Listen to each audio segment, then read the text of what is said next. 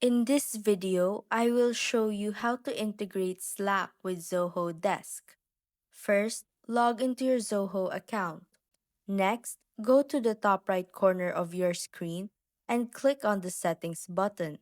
Once you're in your settings board, scroll down to the Integration section and click on Marketplace. At the top right of the Marketplace page, you will see a search bar. Type in Slack. From the results, click on the second card labeled Slack for Zoho Desk. You will then be redirected to the Slack integration page. Here, click on Activate, review the Terms of Service and Privacy Policy, and then click Accept and Install to proceed.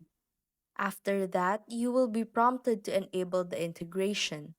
Click on Enable Integration and a pop-up window for Slack will appear.